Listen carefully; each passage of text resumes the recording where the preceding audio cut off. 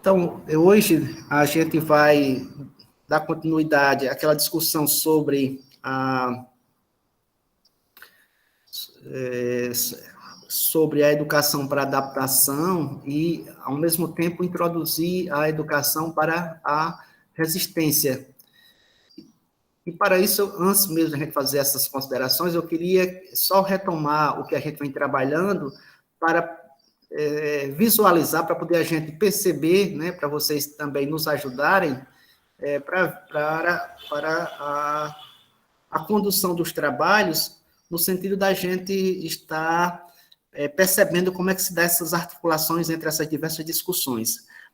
Eu não sei se vocês conseguem visualizar, no percurso dessa disciplina, que para se pensar a realidade propriamente dita, é preciso a gente levar em consideração vários elementos. Um deles é um modelo de racionalidade que vai estar presente em qualquer projeto de sociabilidade. Então, é como se o desenvolvimento de uma determinada sociedade, o surgimento de uma nova forma de sociabilidade, ela vai sendo gerada, vai acontecendo na proporção em que vai se criando, o que vai se elaborando um modelo de racionalidade.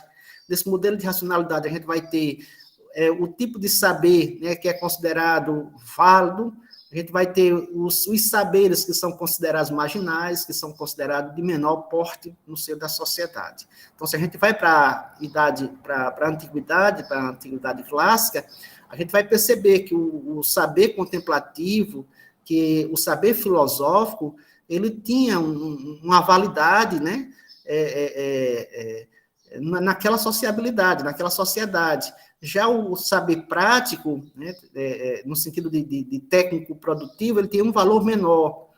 A poesia, a poética teria valores menores. Então, observa, a gente está sempre pensando na vida, a vida vivida no seio de uma sociedade, pautada por um modelo de sociabilidade, aliás, para um modelo de racionalidade a serviço de uma sociedade, de uma sociabilidade, de uma sociedade.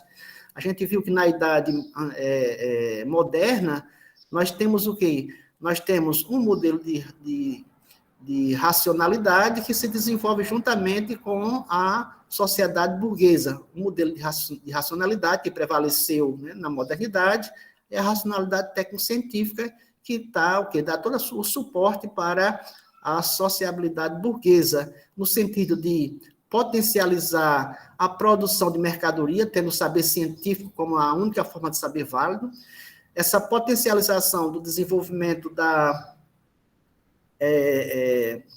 economia, né, da ciência, esse desenvolvimento da ciência, ela vai se articular a economia para a produtividade, e isso vai gerando o quê? Aquele saber técnico que, na idade antiga, ele era de menor valor, né, que ele era tido para as pessoas, digamos assim, que não eram bem nascidas na sociedade, o trabalho braçal, no trabalho técnico, ele vai o quê? Ele vai ganhando força na modernidade e ele também vai se automatizando com o avanço da tecnologia. A racionalidade moderna, a racionalidade técnico-científica, uma racionalidade instrumental, ela vai o quê? Ela vai elevar, né? Ela vai elevar ao nível de um saber válido aquele saber que até então, ou na idade antiga, né, na antiguidade clássica, ele tinha um valor marginal. Então, na contemporaneidade, a gente vai perceber o quê? A gente vai perceber que o uso das tecnologias digitais, elas vão ganhando espaço, né, e, de uma certa forma, reduzindo o valor de outras tecnologias que até há pouco tempo ela tinha um poder decisivo na vida das pessoas no seio da sociedade. Até no evento passado, a professora Priscila trouxe, né, alguns instrumentos tecnológicos, né, que fizeram parte da nossa formação, no caso da minha geração, que vocês hoje nem sequer conseguem lembrar ou nunca nem sequer ouviram falar. Isso vai acontecendo o quê? Vai gerando, vão surgindo novas profissões, outras vão ficando obsoletas. Por exemplo, o datilógrafo, né? A máquina de datilografia e a profissão do datilógrafo. Observa que é uma profissão obsoleta. Na UVA, nós ainda temos o quê? Nós ainda temos vaga, né, para concurso de datilógrafo. Aí é preciso o quê? Fazer uma atualização, alterar, né, toda aquela estrutura de funcionamento da máquina pública, toda a estrutura de funcionamento das instituições de um modo geral. Então, observa, a racionalidade, ela vai fazendo o quê? Ela vai se desenvolvendo juntamente com um modelo de sociabilidade e vai ditando como é que as relações elas vão sendo estabelecidas no seio dessa sociedade. E aí, juntamente com esse modelo de sociabilidade e essa racionalidade, o que é que se tem? Nós temos os outros componentes que compõem a vida em sociedade. E aqui nós estamos trazendo o quê? Nós estamos trazendo a educação, a formação articulada com interesses econômicos. Então, nós não podemos, o que é que eu quero dizer com isso? Nós não podemos pensar uma sociedade sem uma concepção de educação, sem os instrumentais utilizados por essa sociedade para poder promover uma formação. E por que eu estou fazendo essa distinção aqui entre formação e educação? Porque a formação ela é mais ampla, né? A formação ela é bem mais ampla do que a educação propriamente dita. A educação é um dos instrumentais, né? A formação pressupõe experiências formativas, e aqui quero aqui dar um exemplo, né? Não sei se Júlia lembra, o Genilson, quando nós fizemos aquela peça, né, aquele número lá na Escola Mocinha Rodrigues, né, em 2019, que o título do número era Eu Não Sei, Mas Eu Sei Quem Sabe, né? E lá você tinha o quê? Ao invés de você estar promovendo uma narrativa, uma mera narrativa sobre determinadas filósofos, como, por exemplo, determinados filósofos, como Sócrates, a gente não falou de Sócrates, mas a gente traz alguns elementos da dialética socrática para que as pessoas possam vivenciar ou pudessem vivenciar naquele contexto, né? A Júlia fez lá uma peça teatral, a Priscila fez uma contação de história, o Edmar animou o momento com músicas, com brincadeiras, né? Né? Então, nós tivemos o quê? Nós tivemos lá um momento de experiência formativa, em que os alunos não estavam em sala de aula com o professor ou com a professora numa atividade de educação propriamente dita, né? Nos moldes formal. Nós estávamos o quê? Nós estávamos ali realizando uma experiência formativa em que tanto os alunos vivenciaram aquele momento, como nós, professores e alunos da universidade. E aí, ao término daquele momento, muitos de vocês diziam o quê? Eu não sabia que o Edmar tinha esta habilidade. Outros diziam, eu não sabia que a Priscila tinha aquela habilidade. Não sabia que Hermínio tem espírito de humor. Então, observa, ali foi um momento de experiência formativa, né? Não sei se a Júlia lembra, o Genilson nos ajudou na ambientação e depois já foi para um outro momento de experiência formativa, que foi na escola Dom Valfrido. E aí, vocês... Oi, Júlia. Eu me lembro desse dia, como não esquecer. Mas aí, você falando, né, todo mundo teve um aprendizado, tanto os alunos como os professores, como nós, né, também, estudantes da faculdade. Todo mundo lá saiu com uma experiência a mais. Pois é, com certeza a gente, o quê? Foi, para cada pessoa a experiência é diferente, né? A presença naquele espaço, e aqui eu trago aqui uma visão do Paulo Freire, né? Aquele momento, naquele espaço, cada um teve uma experiência diferenciada. É o momento em que o eu, né,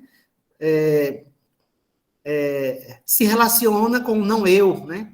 se relaciona com o tu. E quando você toma a si mesmo como referência, você é o eu, né?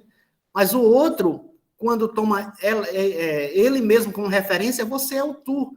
E naquele encontro houve o quê? Houve diversas experiências formativas em que vocês, né, eu e cada um de nós ali, teve o quê?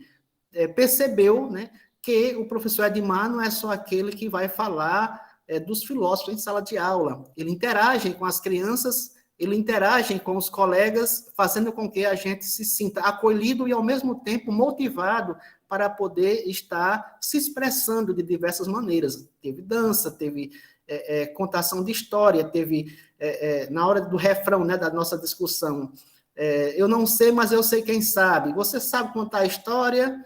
Não, mas a tia Luzinete sabe. Então, observa, nós tivemos ali várias motivações para poder a gente falar de aprendizagem que não seja apenas aquele de sala de aula, e o momento de experiência formativa vai dar o mote para que a gente possa pensar a partir dessas experiências, articulando com a vida na sociedade de um modo geral. Com certeza eu sei que vocês também, né, cada um de vocês aqui, tem as experiências formativas. Quem é que participa de grupo de estudo, de grupo de pesquisa na universidade? Observa, a gente sai do cotidiano da sala de aula, a gente vai para um outro tipo de experiência. Quem de vocês aqui, né? Pois é, Rafael, observa, lá no grupo de pesquisa, no grupo de estudos, né, que vocês fazem parte, observa que vocês têm o quê? Vocês têm um compromisso com a leitura, têm a responsabilidade com a escrita e tudo mais, mas observa, é um ambiente diferenciado em que vocês são levados a partilhar determinadas habilidades, determinadas competências que vocês têm, além dos estudos, para poder promover outros espaços de experiência formativa. Por exemplo, um evento a nível local, um evento a nível nacional, a nível internacional, essa interação que a gente promove, que o grupo nos leva a efetivar, ter que mandar um e-mail para uma pessoa de renome na determinada área do saber, acolher aquela pessoa no nosso ambiente que nós estamos vivendo. Tudo isso são experiências formativas que saem da rotina da gente e nos lança a ter que tomar decisões, né, ou tomar atitudes que até então a gente não tinha como fazer isto. Então, quando nós estamos de forma presencial, as experiências formativas elas acontecem de uma forma mais efetiva entre vocês mesmos no pátio da universidade, que muitas vezes o pessoal nem entende. Estão só vagabundando. Mas não é isto. Nós estamos interagindo uns com os outros, nós estamos convivendo uns com os outros, nós estamos em embates de ideias, nós estamos criando o que a gente chama de experiência formativa. Então, a formação ela é mais ampla. A educação é uma dessas dimensões. E aí, nossa disciplina, que é um tópicos especiais, não é a história da filosofia contemporânea, mas é um tópico, é um recorte, nós estamos tentando ver se a gente consegue perceber, né, que pelo fato de eu ser do aluno da graduação, bacharelado em filosofia, isso não quer dizer que eu me feche para essas reflexões, para essas discussões, elas são de fundamental importância. Então, aqui nós queremos dizer que o cinema, o teatro, as leituras para além da filosofia, elas vão fazer o quê? Elas vão me dar um suporte para pensar filosoficamente a realidade em que nós estamos inseridos. Então, feito essas considerações, abro o espaço se alguém quiser fazer alguma observação, sinta-se à vontade, né? Sinta-se à vontade.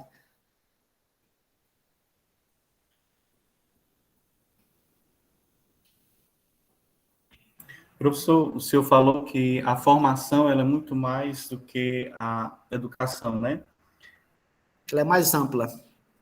Ela é muito mais ampla. Então, quando você tem uma boa formação, claro que a sua educação ficará muito melhor, né? Se estenderá um pouco também. É isso? Observa, quando a gente chega na escola, quando a gente chega na universidade, a gente vai percebendo, eu como professor, por exemplo, quando eu cheguei na universidade como aluno, eu não tinha lido os clássicos da literatura. Quem tinha lido os clássicos da literatura entendia o que o professor estava dizendo, sabia do diálogo que estava sendo estabelecido, por exemplo, o professor estava estabelecendo entre Hegel, tá certo? Hölderlin, né? Quando estava discutindo Nietzsche, eles sabiam que quando eles estavam falando de Nietzsche e Wagner, eu não sabia. Eu só li o texto a partir do próprio texto. Então, eu não tinha uma bagagem cultural, né, para compreender essas articulações. Né? Quando se falava de Goethe, eu não sabia do que eles estavam falando. E uma disciplina com 60 horas dentro de um semestre, juntamente com outras disciplinas, eu não tinha tempo suficiente para fazer todas essas leituras. Por exemplo, ler esse texto do Adorno, A Dialética do Esclarecimento. Quantos mitos vocês se depararam? Com quantos autores o Adorno e o Horkheimer estão discutindo? Né? Na minha exposição mesmo, eu trouxe quantos autores? Né? Eu acredito que todos fazem parte de quê? Fazem parte do convívio de vocês na formação. Mas esse pessoal está discutindo com outros autores, quando a gente vai ler, vai ter dificuldade. Então, a formação ela é mais ampla, porque ela vai me dar, tá certo? Uma condição melhor para compreender, né, o que está acontecendo no nosso entorno e, sobretudo, para compreender os textos que eu estou lendo dentro do curso que eu estou fazendo, no nosso caso, a filosofia, tá certo? Então, essa é a ideia de formação, né? A formação ela deve ser mais ampla, tá certo? No sentido de me dar suporte, né? Me dar suporte. Bem, observa, quando você vai ler o Banquete de Platão, o texto do Banquete de Platão está colocando o quê? Está colocando os ambientes onde aconteciam os banquetes, onde as pessoas trocavam experiência, onde uma pessoa se consagrava enquanto alguém que se destacava pela retórica, alguém que se destacava pela a coerência moral, ético-moral, a coerência. Então, observa, eram os momentos que nós tínhamos. A gente, quando criança, no meu caso, eram as modas de viola, né? Era a reunião familiar ou dos vizinhos à noite, né? Era a debulha do feijão para reunir as famílias. E aí saiu o quê? Saía os namoros, as paqueras, os casamentos e tudo mais. Então, observa, são as experiências formativas. Eu, por exemplo, fui educado por onde? Escutando os mais velhos conversando na roça. E tem histórias que eles falam que até hoje me orienta, muitas vezes, em algumas reflexões. Né? Eu lembro de um senhor que sempre dizia, não tem jeito para o pobre, veja só o Pai Nosso, assim na terra como no céu. E a gente sendo mordido pelas formigas pretas, né, num sol de quase meio-dia, 1h30 da tarde, 2 horas da tarde, e a gente o quê? Conseguia escutar aquilo, isso servia para quê? Servia para a gente minimamente refletir um pouco sobre aquilo que a gente dizia. A gente rezava o Pai Nosso de forma mecânica. Mas essas observações, elas faziam com que a gente começasse a refletir um pouco sobre a vida, sobre o que estava posto, sobre a promessa de uma vida após a morte, né? De uma vida após a morte. Então, são coisas que a gente diz que ela tem um alcance maior, a formação, e ela serve de base para uma boa educação, tá certo? Uma boa educação. Quem tem já uma sensibilidade mais aguçada, né, pelas artes, pela música, terá uma capacidade maior de compreender conceitos como alteridade, né, como reconhecimento. Então, são pessoas que têm o quê? Têm uma predisposição para poder pensar com esses conceitos e não fazer só a narrativa, né? Fazer só a narrativa. Seria isso. Não sei se me faço entender, Samuel.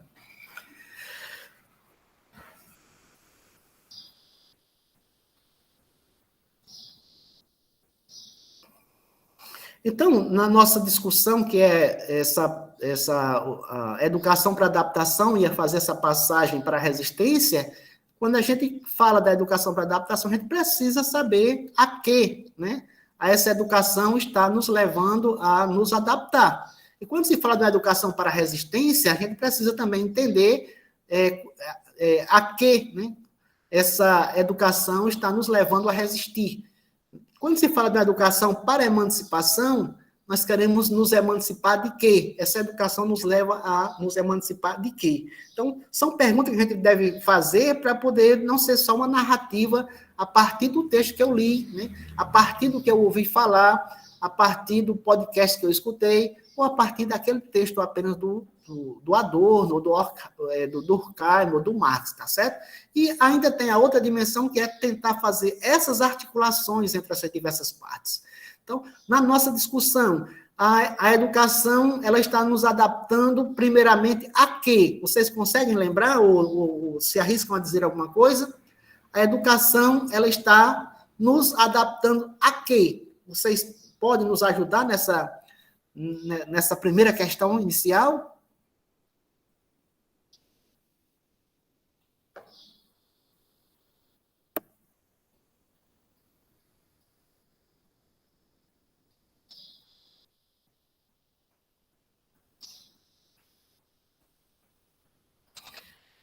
Ok, Rafael. A educação está nos adaptando ao sistema vigente.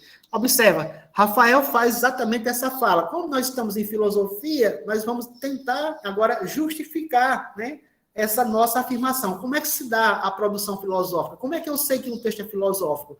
Observa que nós temos as nossas afirmações e a partir daí a gente faz o quê? A gente faz a justificativa ou as argumentações. Aqui o Rafael está levando em consideração o quê? As nossas discussões, as experiências que ele teve, né? O modo como ele está sendo formado neste mundo. Ele vai visualizar isto. Mas é possível que assim, essa mesma pergunta colocada a uma pessoa de um outro curso, ou que esteja chegando no curso de filosofia, não vai conceber isto, não vai entender isto, vai entender que a educação é para quê? É para tornar a gente uma pessoa... simplesmente uma pessoa melhor, né? Pela educação eu vou me tornar um cidadão, pela educação eu vou... Observa, é tudo isto, mas não é dado, não é pronto, não é acabado. A educação tem esses potenciais, mas a educação, dentro de uma determinada sociedade, ela vai o quê? Ela vai nos adaptar à sociedade vigente. E o que é mais urgente dentro dessa sociedade vigente que nós temos, que a educação vai nos adaptar. Aí nós vamos o quê? Se nós vamos para o Durkheim, que foi o primeiro pensador que nós trouxemos sobre a educação, vai nos dizer o quê? Aos reclames da economia. Aos reclames da economia. Durkheim, mas para poder essa educação nos adaptar aos reclames da economia, é preciso de quê? É preciso uma formação de valores morais que transforme o indivíduo num ser social. Mas o que é que vem a ser isso, pessoal? O que é transformar um indivíduo num ser social? Vocês lembram disso? O que é que o Durkheim diz? O que é que vocês concebem com isto? O que significa dizer que a educação ela está para atender os reclamos econômicos de uma sociedade? Mas para poder atender os reclamos econômicos de uma sociedade, é preciso fazer o quê? É preciso trabalhar com esses indivíduos valores morais que transformam indivíduos em seres sociais. Vocês conseguem nos dizer alguma coisa, né? Como é que essa educação transforma os indivíduos em seres sociais?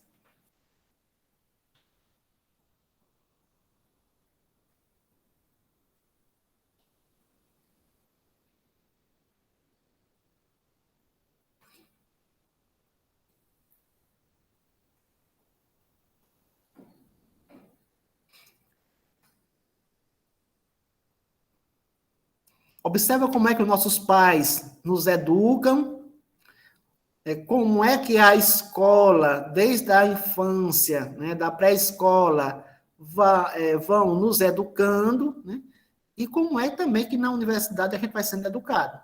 Ela vai tentando fazer o quê? Vai tentando fazer com que você se torne um ser sociável pelo seu comportamento, pelo modo como você vai se comportar diante dos outros e das instituições. A questão do respeito, a questão de como você vai se posicionar, né? Como é que as crianças mais, digamos assim, extemporâneas, aquelas que não obedecem o professor, como é que elas são vistas na escola? Elas vão sendo o quê? Elas vão sendo penalizadas. Elas vão sendo o quê? Elas vão sendo vão passar por um processo de disciplinação. Então, essa penalidade, ou essas penalidades, esse processo de disciplinar, é o modo como essa educação vai o quê? Vai nos adaptando para transformarmos de indivíduo em um ser social ou um ser sociável. A gente diz, fulano de tal não é sociável, é uma pessoa mais isolada, ou é uma pessoa, digamos assim, que não se comporta de acordo com os padrões. Então, transformar indivíduos em seres sociais é, de uma certa forma, fazer com que esses indivíduos eles estejam se comportando de acordo com o padrão de uma determinada época, de uma determinada sociedade. E se a educação não cumprir com esse papel, com essa função de tornar os indivíduos seres sociáveis, com comportamento padronizado, o que é que acontece segundo Durkheim? O que é que vai acontecer? A própria sociedade vai criar os seus mecanismos para quê? Para penalizar, para se vingar, para não dar espaço para essas pessoas no seio da sociedade. Então, se o tipo de saber que nós queremos hoje é um saber técnico operacional, um técnico científico operacional, o que se faz para poder desencorajar o pensamento filosófico no sentido de se contrapor o que está dado? Pessoal, só um minuto aqui, por gentileza. Se quiserem ir discutindo, por gentileza, vou receber um livro que chegou aqui na porta. Certo, professor. Oi. Só um momento.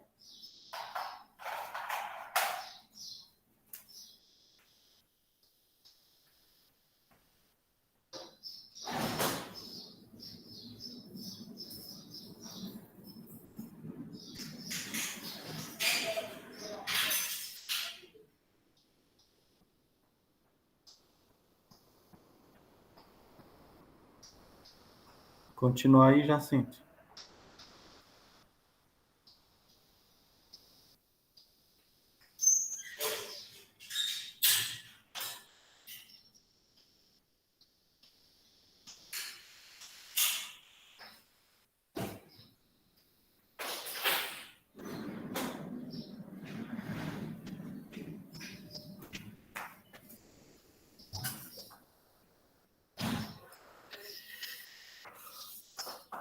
Então, vai ter o quê? Vai haver um desencorajamento para se fazer cursos ou para se pensar fora do que está estabelecido, Então, pensar filosoficamente, levantar críticas, é sempre algo, digamos assim, que faz com que a gente saia do padrão de comportamento dessa sociedade vigente, e é como se a educação fosse perdendo o controle sobre essa formação dos indivíduos, certo?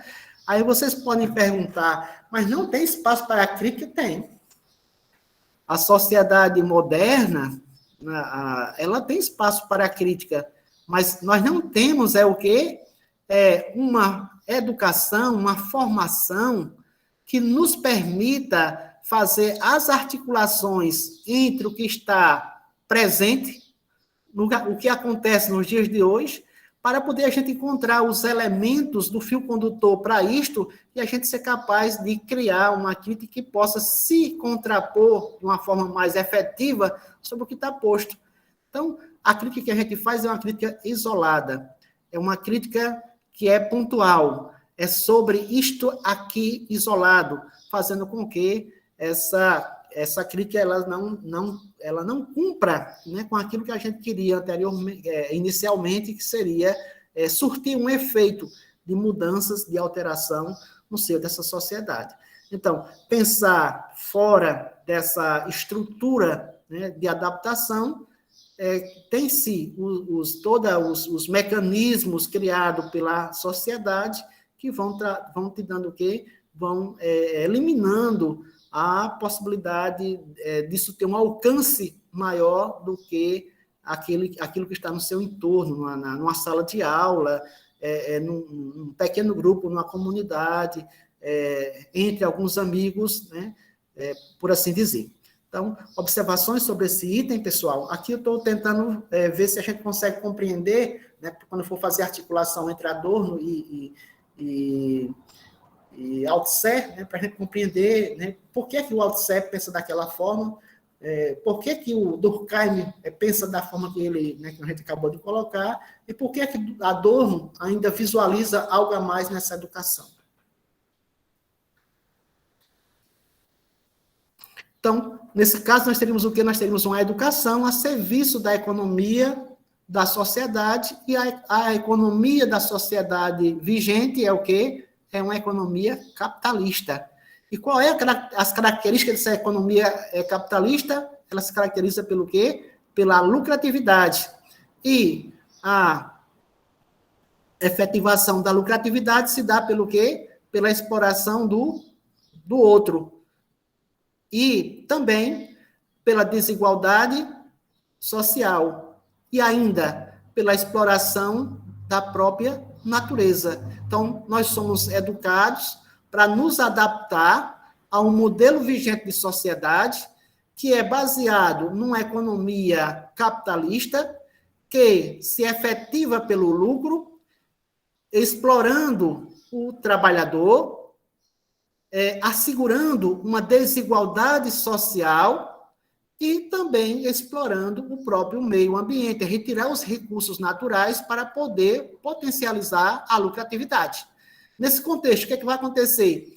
A única forma de saber válido nesta sociedade, que é o saber científico, ela vai ser o quê? Ela vai ser potencializada para se transformar em quê? Para se transformar em força produtiva. Em força produtiva. Então, na proporção que eu me formo, né, que eu tenho uma educação direcionada para uma especialidade científica, eu estou fazendo o quê? Eu estou me especializando para me colocar, enquanto especialista, como mercadoria para ser comercializada no seio dessa sociedade. Então, aí é o primeiro ponto do nosso encontro de hoje.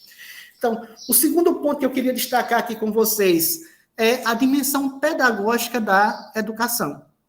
Então, nós colocamos a educação a serviço de quê ou de quem? No caso aqui, ela está a serviço da sociedade vigente, certo? Estando a serviço da sociedade vigente, ela vai o quê? Nos adaptar aos mecanismos de funcionamento dessa sociedade. Agora, a segunda questão que a gente põe, será que a educação, em termos pedagógicos, em termos de promover, né, as condições de aprendizagem, é suficiente para poder a gente romper com essa estrutura social vigente? Vocês conseguem visualizar como é que a educação, enquanto procedimento pedagógico, vai nos ajudar a mudar o que está posto? Vocês teriam alguma coisa para nos dizer acerca disto? Como seria, como aconteceria essas mudanças? Aqui eu quero chamar a atenção que, quando eu for pensar em educação, eu penso em educação do ponto de vista pedagógico, do ponto de vista político, ético-político, certo? E tudo isso em função de quê? Em função das relações estabelecidas dentro de uma determinada sociedade, certo? Então, pessoal, a educação, em termos pedagógicos, ela teria condição de preparar o cidadão para se contrapor ao que nós acabamos de expor, pessoal? É possível a gente visualizar isto?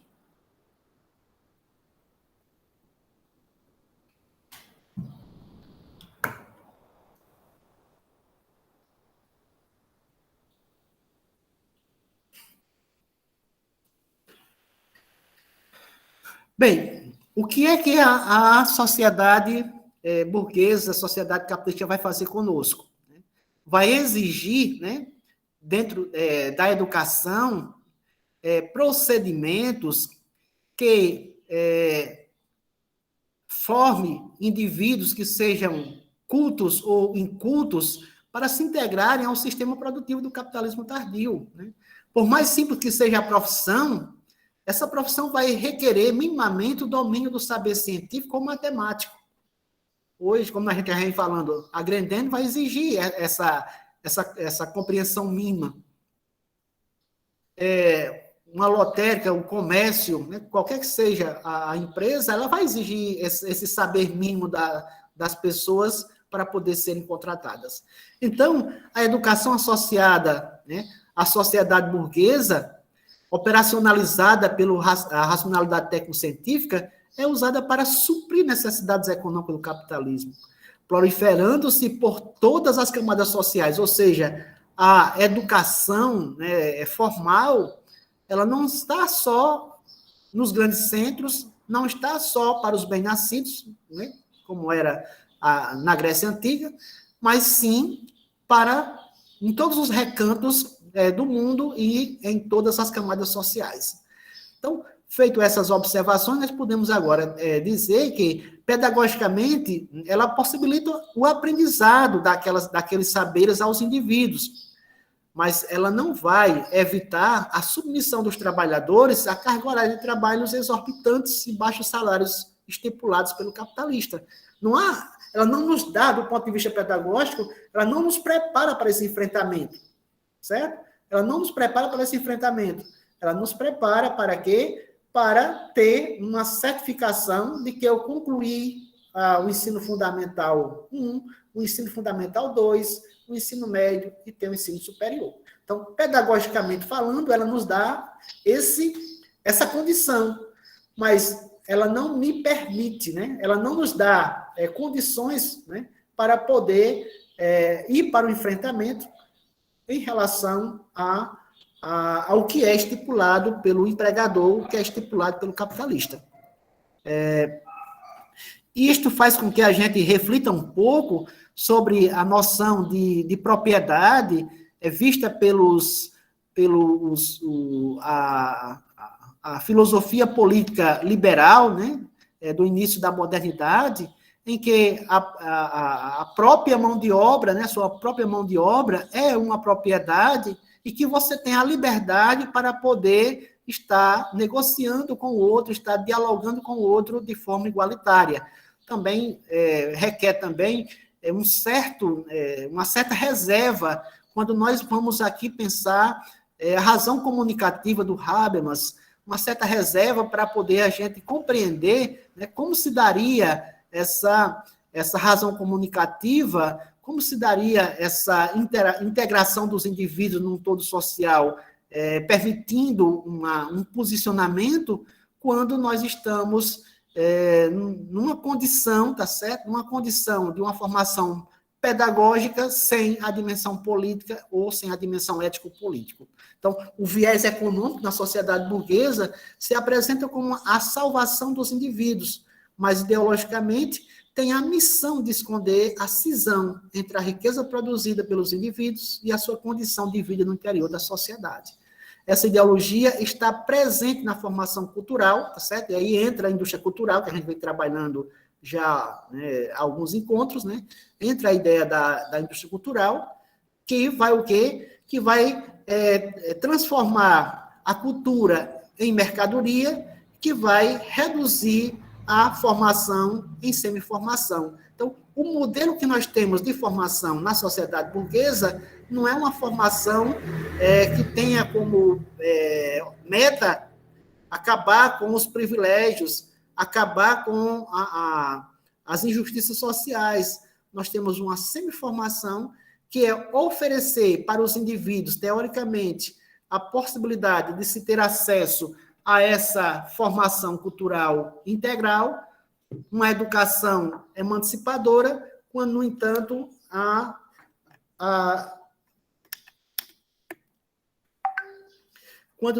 a indústria cultural vai fazer o quê? Vai criar os mecanismos para negar isto aos indivíduos, reduzindo, de uma certa forma, a formação a uma dimensão pedagógica.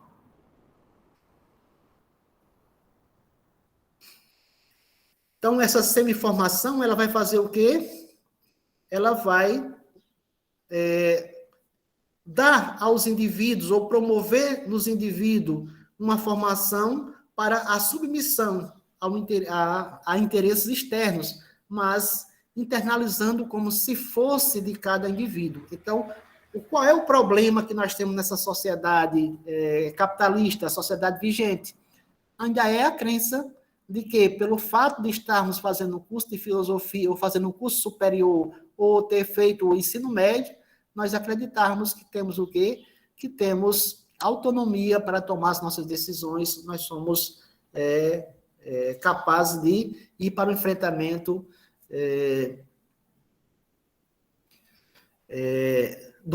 dentro da sociedade que nós estamos vivendo.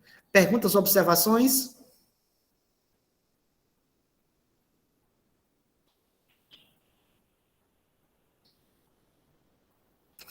Então, essa ideia, né, de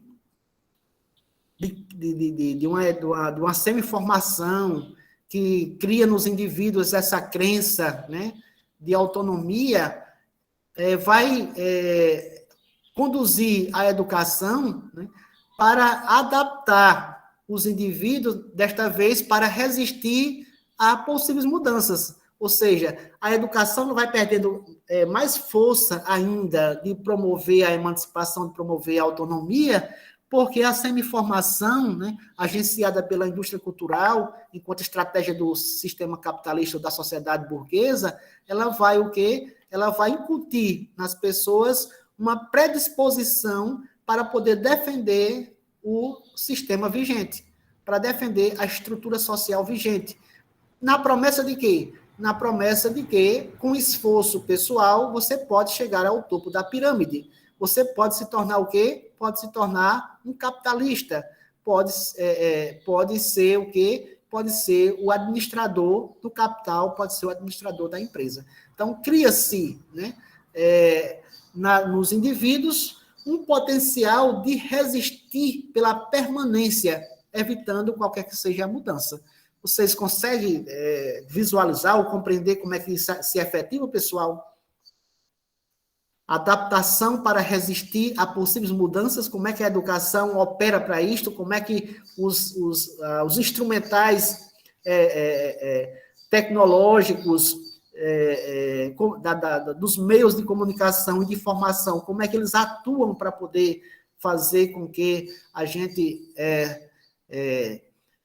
seja resistente às possíveis mudanças?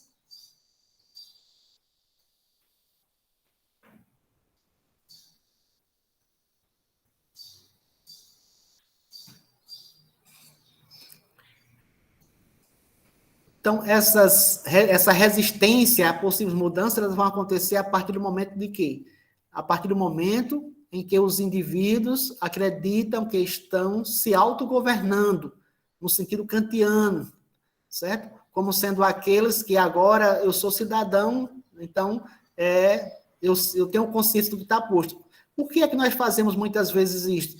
Porque eu falo da administração do meu prefeito, porque eu sou contra isto e sou contra aquilo, mas observa, isto ainda não é se autogovernar, porque muitas vezes você faz a crítica ao prefeito da cidade, e boa parte das vezes é com saudosismo, né, do oponente. É uma tentativa de voltar ao que era antes, mas não de mudar as condições de relações sociais existentes naquela sociedade, naquela comunidade.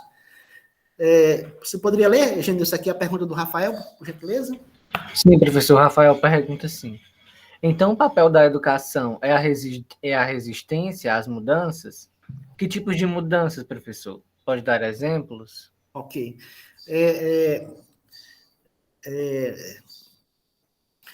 Veja só, Rafael, se a gente pegar, por exemplo, o contexto do surgimento da modernidade, você pega o pensamento moderno, e aí você pega o sujeito autoconsciente cartesiano, da tradição cartesiana. Naquele contexto, o que foi que o Descartes instituiu? Instituiu uma forma de se contrapor às interferências do poder divino nas decisões dos indivíduos. Então, observa, ali foi o quê? Foi um uma expressão de resistência, tá certo? Contra a um modelo de produção de saber e de condução dos indivíduos na vida. Ali nós teríamos o quê? Nós teríamos um exemplo, tá certo? De como a educação pode causar no indivíduo essa tentativa esse potencial de resistência para poder mudar o que está posto. Mas para isso você precisa compreender que o que está posto, ela está causando danos à sociedade, está causando danos aos indivíduos no seio dessa sociedade. Ali seria um dos exemplos. E aí, ainda mais, com esse exemplo que a gente está pondo, observa, será que o que Descartes fez agora vai ficar para a posteridade como sendo a verdade absoluta? Não. É preciso que logo em seguida a gente seja capaz de avaliar, de refletir e perceber que o pensamento cartesiano, em termos formativos, em termos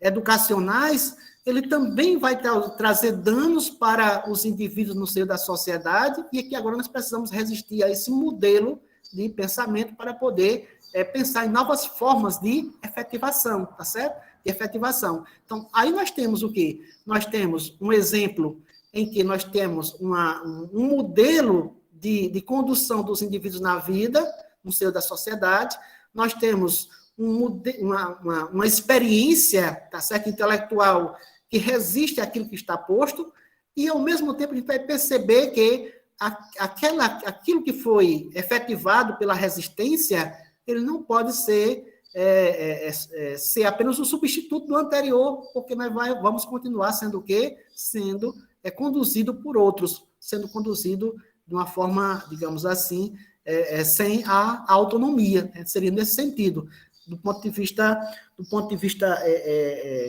filosófico, né, as rupturas, né, que a gente está trazendo dentro da filosofia. Aí você vai ter o quê? Você vai ter Thomas Kuhn, né, e Feyerabend, né, com relação às rupturas epistemológicas. Né? Então, observa como é que a história ela vai se conduzindo, tá certo? Criando-se um novo modelo de racionalidade, inaugurando ou efetivando um novo modelo de sociabilidade, e como é que a educação poderia contribuir enquanto resistência, tá certo? No caso aqui, eu estou colocando a resistência para promover as mudanças, e agora nós vamos tentar trabalhar na perspectiva da resistência para não a efetivação das mudanças, que é o que acontece nos nossos dias. Eu não sei se eu entendi bem a sua pergunta, Rafael, e se eu respondi a contento, senão você pode só reformular para poder eu conseguir compreender.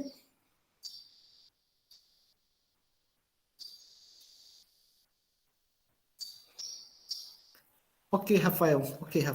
Mas a ideia é essa, tá certo? A ideia é essa. A educação é para potencializar, tá certo? A resistência para contra aquilo que nos coisifica, nos violenta, certo? Eu tenho que resistir contra isto. Mas para isso, você vai observar as experiências formativas cartesianas, né? A relação do Descartes com as escolas onde ele passou, onde ele estudou, as condições, né, favoráveis para poder Descartes pensar como ele pensou. E nós temos tudo isso aí. E a gente, quais são as condições que a gente tem? Eu sou filho de agricultor, trabalho desde os 7 anos de idade na roça. Né? Quando eu cheguei na universidade, que experiência eu tinha? As narrativas das histórias dos clássicos da literatura infantil, contada pelos trabalhadores, pelos agricultores, na versão deles, sem nunca ter feito a leitura dessas obras, desses textos. Descartes tinha o quê? Descartes tinha o quê? Tinha toda tinha as condições para poder ele realizar experiências formativas, e essas experiências formativas dão suporte para ele pensar diferente daquilo que estava sendo posto por uma determinada tradição, certo? Uma determinada tradição. Agora, a noção de que nós estamos colocando aqui, né, que os indivíduos acreditam que estão se autogovernando no sentido kantiano, né, Isso vai levar, eu não sei se vocês conhecem Wolfgang Leomar, né, que é aquele que vai fazer a guisa da introdução da educação e emancipação do Adorno. Naquele texto, na guisa da introdução, ele vai dizer o seguinte, né, o problema maior é julgar-se esclarecido sem sê-lo, sem dar-se conta da falsidade de sua própria condição. Eu digo, Descartes teve toda a condição, tanto econômica, financeira, tá certo? E um esforço pessoal para poder pensar, né, de forma autônoma. E muitas vezes nós acreditamos que temos autonomia porque sabemos o que o Descartes disse, o que Descartes pensou. Então, essa crença que nós temos, que somos autônomos porque somos capazes de ler um texto do Descartes, compreender o que ele está dizendo e fazer as narrativas sobre ele, segundo o Wolfgang Leomar, isso seria o quê? Isso seria uma falsa sensação de autonomia, tá certo? De autonomia, e essa falsa sensação de autonomia é que vai fazer com que a resistência, ao invés de nós trabalharmos para resistir ao que está posto, nós vamos nos adaptando, tá certo? Para evitar que haja mudança em relação ao que está posto.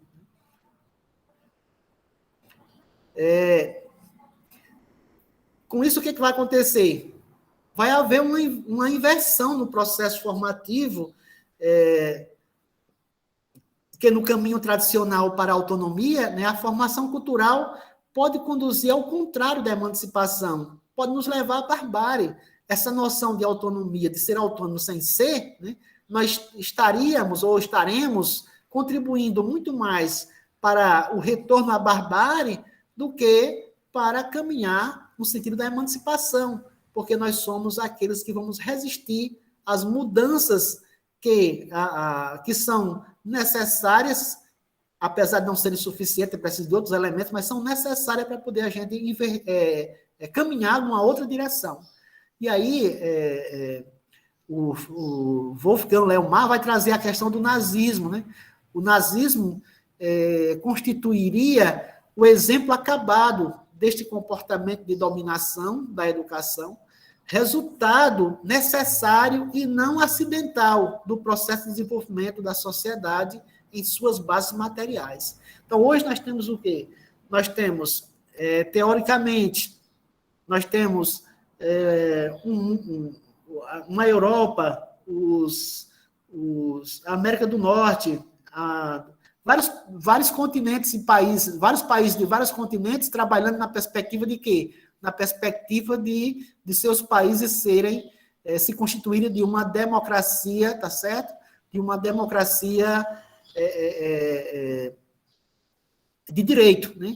Um Estado moderno que concebe toda as suas relações, as relações sociais de seus indivíduos, pautada na liberdade, pautada na democracia, tá certo? Um Estado democrático de direito. Mas o que está acontecendo hoje em escala global? Os ataques às instituições democráticas.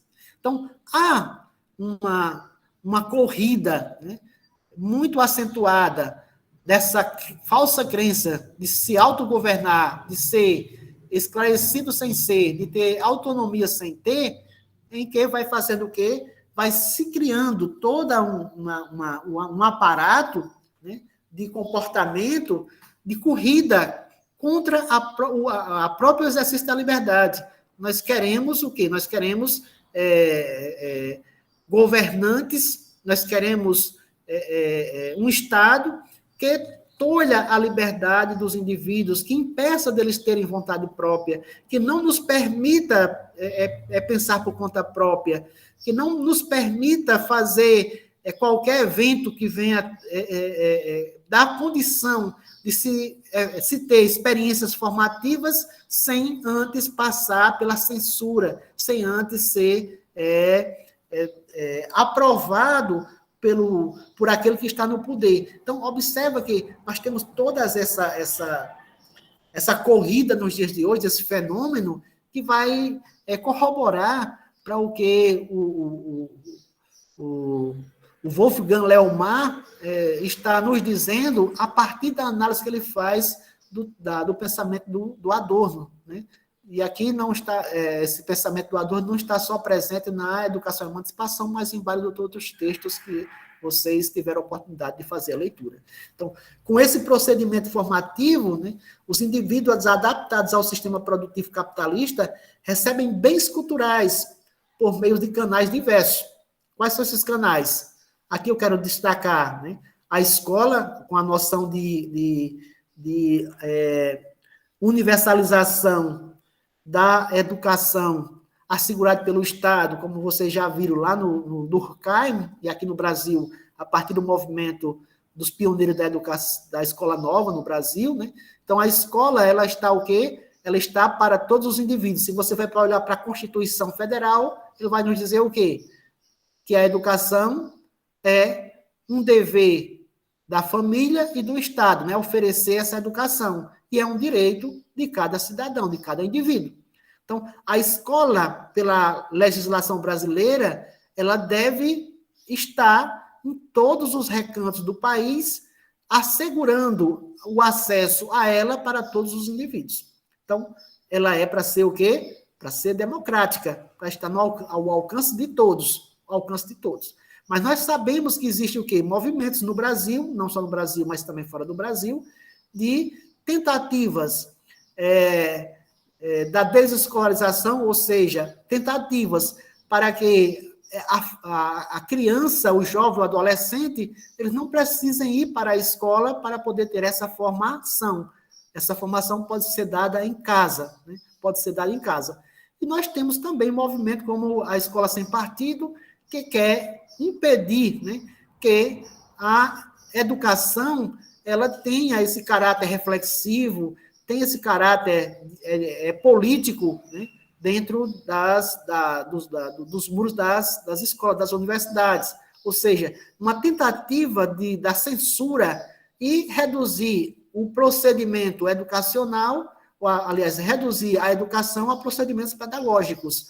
Então, você deve ensinar a ciência pela própria ciência, dentro de uma perspectiva de uma educação bancária denunciada por Paulo Freire, e o resultado disto é o quê? São pessoas dóceis, preparadas para um mercado de trabalho, sem reclamar da carga de trabalho que você recebe e nem do salário que você está recebendo, precisando estar à disposição, a serviço do empregador. Então, nesse contexto, nós devemos dar graças a Deus ao empresário, porque ele está nos dando um emprego. Então, seria exatamente ao invés da gente estar criando, lutando por melhores condições de trabalho, nós vamos transformar o empregador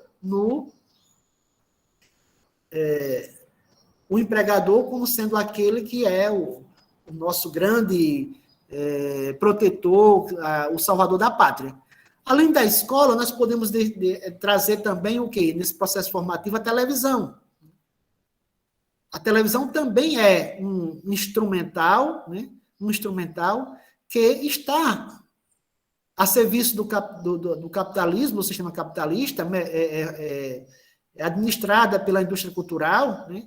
A indústria cultural, que também está em todos os recantos do país, né? Em todos os recantos do mundo, a televisão.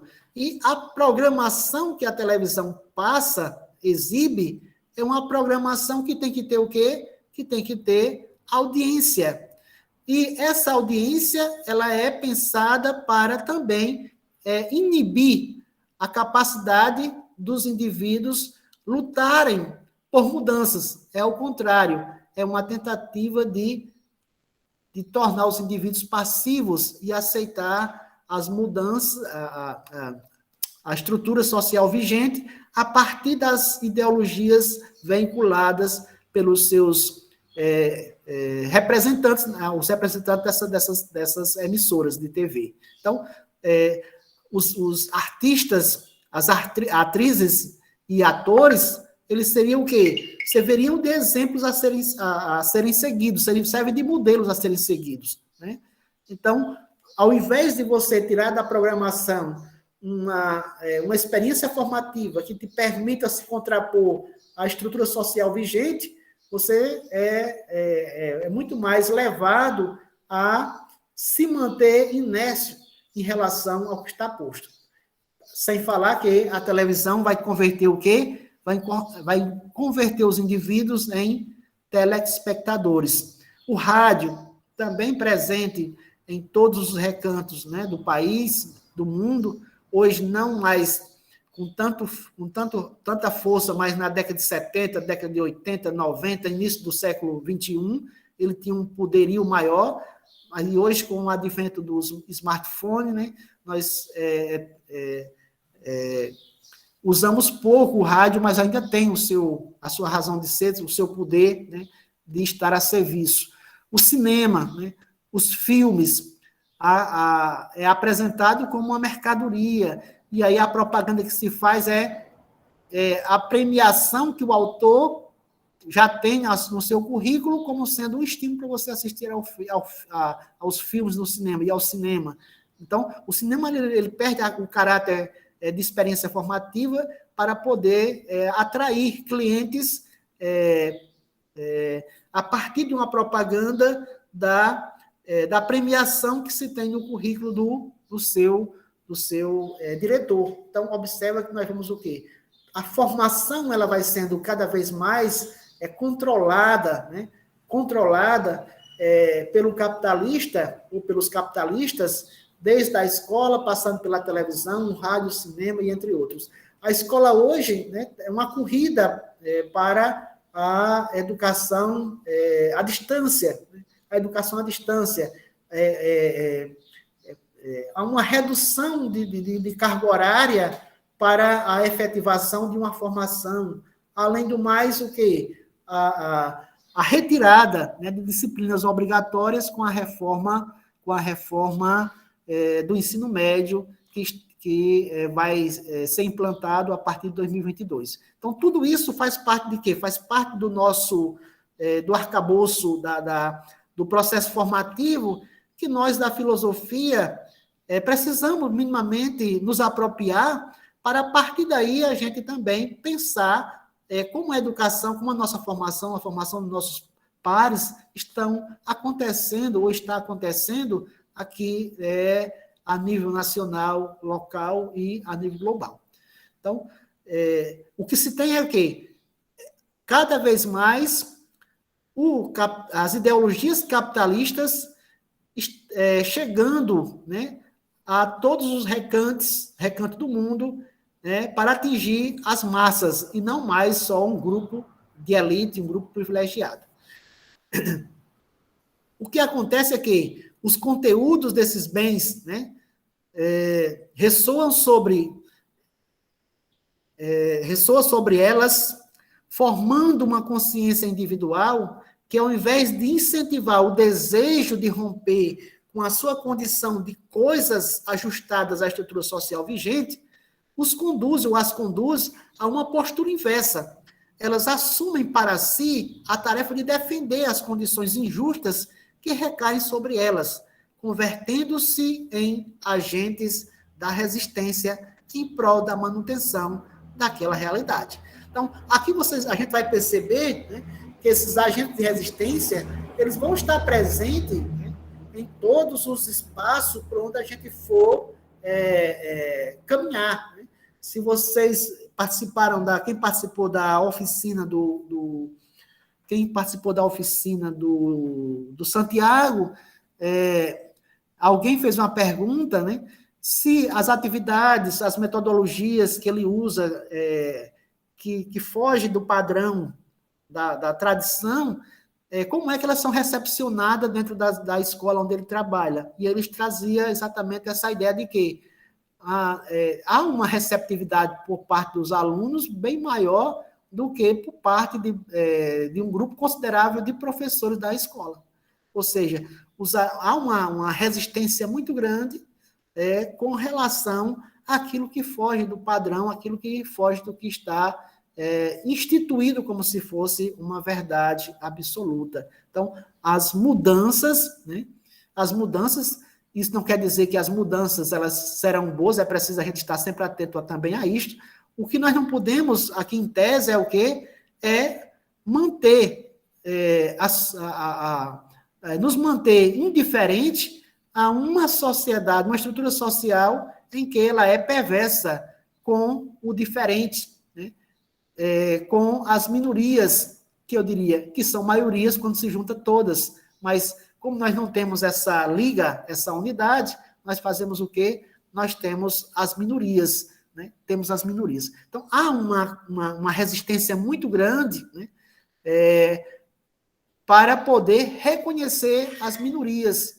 E essa resistência está presente em todos os segmentos da sociedade, seja ele nas universidades, nas escolas, nas corporações, como corporação militar, as instituições religiosas. Vai ter sempre o quê? Vamos ter sempre essa resistência.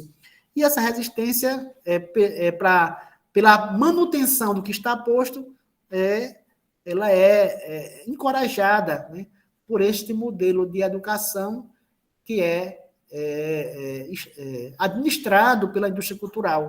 E aí as instituições particulares, elas vão tomando de conta, né, desse processo formativo, sobretudo com propostas de acesso às instituições de ensino, sobretudo de ensino superior, a preços, digamos assim, bastante baixo, né?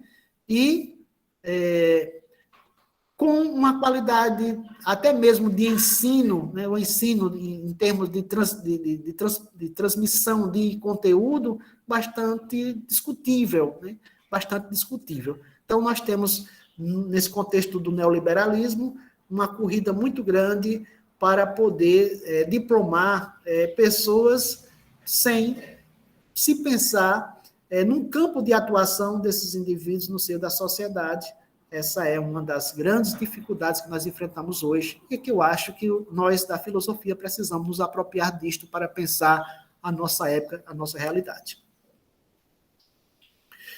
Então, com isso, o que é que nós queremos também chamar a atenção é que há uma dicotomia, né, dentro desse processo formativo. E que dicotomia é esta?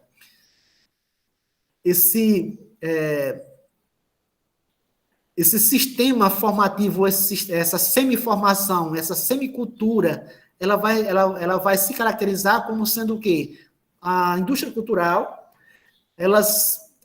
enquanto estratégia do sistema capitalista, vai nos oferecer, tá certo? Vão nos prometer, teoricamente, acesso aos bens culturais, né?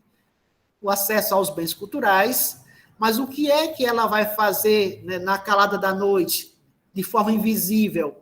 Vai negar esses bens culturais aos indivíduos no seio da sociedade. Então, a gente faz a propaganda de um curso superior, de uma especialização, de um mestrado, de um doutorado, em que você vai investir tanto na sua formação, e aí você contrata o serviço. Mas quando você contrata o serviço, você vai ter acesso a algo que não te dá a condição de formação que uma formação cultural exigiria. Com isso, o que é que se tem? O que se tem são pessoas, né, diplomadas em todos os níveis, mas com uma consciência coisificada, incapaz de perceber os problemas sociais vigentes, nem mesmo aquele que ele se submeteu, que é ter acesso a um curso de nível superior, por exemplo, mas a própria instituição que criou o curso, que te vendeu o curso, não te dá a mínima condição para poder você atuar no mercado de trabalho, e aí você vai ter que incorporar, né, incorporar o espírito do capitalista, né, como se você fosse um capitalista, para poder você sair dessa condição que se encontra no seio da sociedade. O que significa isso?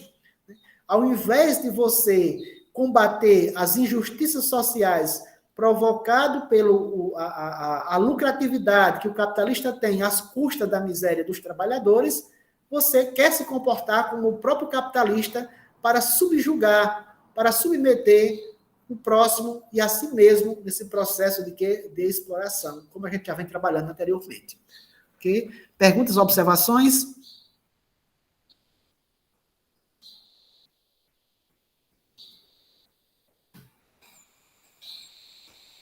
Professor, quando falamos em questão das escolas, pode-se colocar também a questão da escola profissionalizante? Quando a gente tá... Assim, que quando, por exemplo, a maioria dos alunos, quando eles vão para a escola profissionalizante, eles têm todo um horário para cumprir, mas o pós-escola mais para a questão do emprego, né?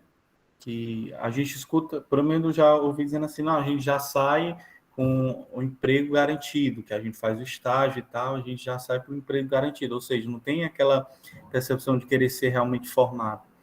E sim, estão ali trabalhando, estudando para serem, vamos dizer assim, mão de obra.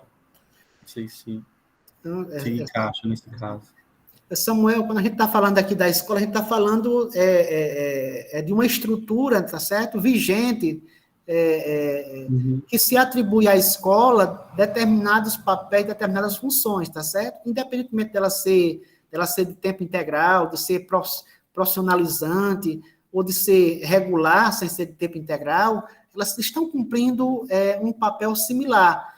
Agora, a gente não está aqui tirando o potencial, né, que a educação tem de promover resistência. A gente está colocando aqui os entraves, né, como o que é que prevalece, né? O que é que se prevalece? É nesse sentido que a gente está tentando trazer aqui para reflexão.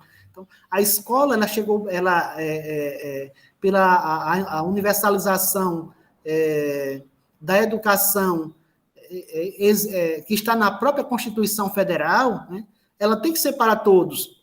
Aí, quando você vai para a LDB, né, a LDB de 96, ela vai dizer, né, que competência deve ser desenvolvida nos estudantes ao término do ensino médio, por exemplo, pegar aqui o ensino médio. E um das competências seria o quê? Seria esta de preparar os indivíduos para o mercado de trabalho, tá certo? De preparar os indivíduos para o mercado de trabalho. Até aí não tem nada contra.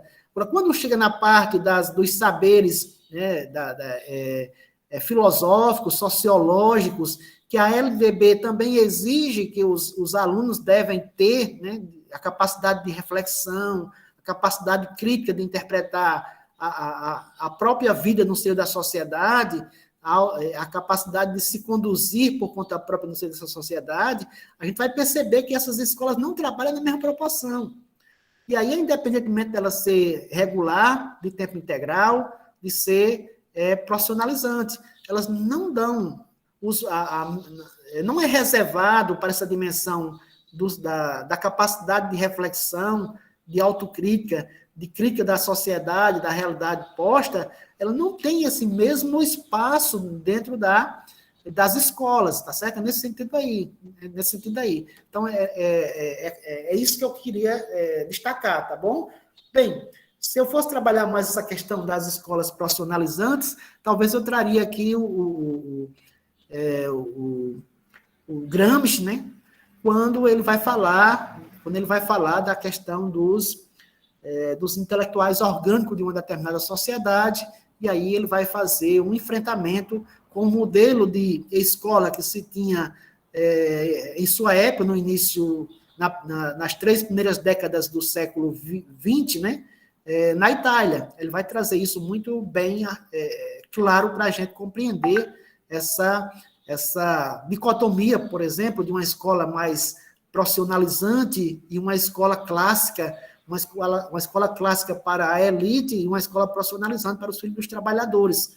E talvez daqui a pouco a gente vai falar, o Althusser vai atacar um tanto, né, essa questão dessa escola para os filhos dos trabalhadores. Mas, em tese, nós estamos aqui trabalhando na perspectiva de que as escolas, elas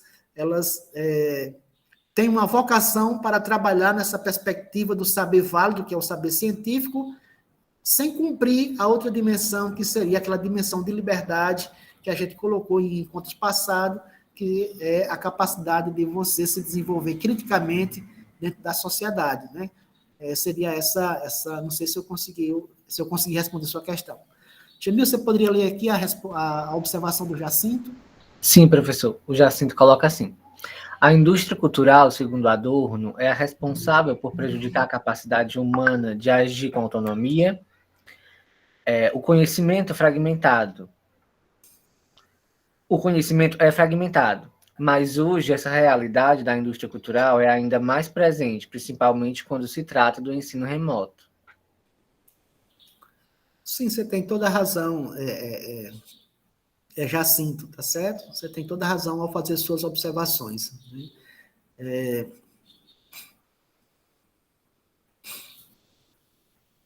A indústria cultural, enquanto uma estratégia, né, de capturar os indivíduos em todos os segmentos da sociedade, de fato, vai promover uma coisificação da consciência, vai promover a coisificação da consciência.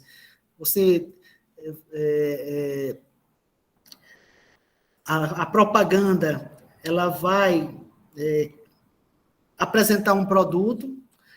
Ao apresentar o produto, cria necessidade em cada um de nós de consumi-lo e incentiva a gente a desejar a consumir aquele produto, e nesse ímpeto de desejar consumir o produto, anuncia-se as diversas formas que você pode adquirir o produto, desta vez apresentando já outras estratégias de capturar essa autonomia dos indivíduos, que seria a partir de instituições que podem financiar o seu sonho, que pode financiar os seus desejos. Quando isso acontece, o que é que se tem? Aquele indivíduo que está no seio da sociedade, já trabalhando no limite para poder tirar o seu sustento, agora desejando consumir algo que foi fabricado, né, pelo capitalista, anunciado pela indústria cultural como sendo algo que vai te dar o quê? Que vai te dar uma condição de aceitação dentro da sociedade. Você vai dar visibilidade a você dessa sociedade. O que é que faz com que cria em você esse desejo de consumir, mas você não tem condições financeiras, condições para poder você adquirir o produto. Agora, apresenta-se as facilidades, entra em cena as instituições financeiras, que vão agora, em tese, te capturar, te transformando num endividado. Um endividado, mas que está consumindo aquilo que a indústria cultural anunciou para você como sendo importante ou sendo necessário para você se manter no seu emprego, para ter vizinhanças de um padrão X, evitar de ser o quê? De ser capturado, ser confundido com pessoas marginalizadas, e vai criando todas as estratégias para poder isso acontecer, tá certo? Então, o que é que se tem? Se tem toda uma estratégia de ir capturando os indivíduos, eliminando qualquer possibilidade de autonomia.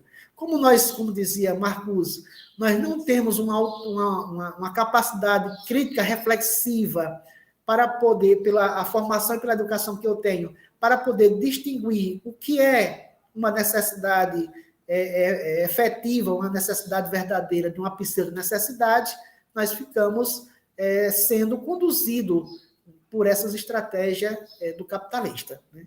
Por essa estratégia do capitalista. Se vocês observarem, nós estamos o quê? O comércio está precisando de quê? Está precisando de consumidores. Mas temos muitos consumidores que estão endividados no sentido de não estar pagando regularmente as suas prestações, as suas dívidas. Se vocês observarem na mídia, de um modo geral, seja ele nas redes sociais, na televisão, no rádio, vocês vão perceber um incentivo nesse momento para que a gente vá negociar as dívidas com os credores. E aí se apresenta a facilidade para poder você limpar o seu nome. Limpar o seu nome, porque o capitalista quer você com o nome limpo, simplesmente não. Para poder você voltar a se endividar de novo, agora no contexto das festas natalícias. Então, transforma-se o Natal numa data comercial, faz-se um levantamento para ver o poder aquisitivo das pessoas, de um modo geral, nesse contexto de festa natalina, direcionada para a comercialização. Percebe-se o percentual de pessoas que não poderiam comprar em 20 parcelas, 24 parcelas, sei lá quantas parcelas eles estão nos oferecendo, e aí cria-se uma estratégia para quê? Para poder dar condição de você se endividar cada vez mais e, em tese, tal que está anunciando que te está dando a condição de você realizar o seu sonho de ter um Natal em família, um Natal à altura que você merece, a sua família merece. Então, com isso, nós teríamos o quê? Nós teríamos todas essas estratégias, Jacinto, né, que o Adorno denuncia, em relação à indústria cultural, que é exatamente essa reafirmação que nós colocamos no momento anterior, né, de que a reafirmação de que nós acreditamos ter autonomia sem tê-la, e é exatamente isso que nos torna presa fácil para ser devorada, para alimentar o sonho dos capitalistas, ou a efetivação do lucro dos capitalistas, mas é tido como se fosse para realizar o nosso próprio desejo, nosso próprio sonho. De fato, o desejo é criado em nós, pelo capitalista, por via da indústria cultural. As condições para poder você realizar o desejo também é apresentado pelo capitalista por meio da indústria cultural, e a indústria cultural agencia todos os mecanismos para que você se torne cada vez mais capturado, né, por esses interesses do capitalista, ok? Não sei se me faço entender, Jacinto.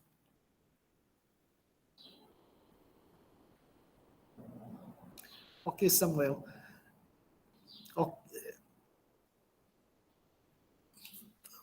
Ok, Jacinto, alguma observação a mais?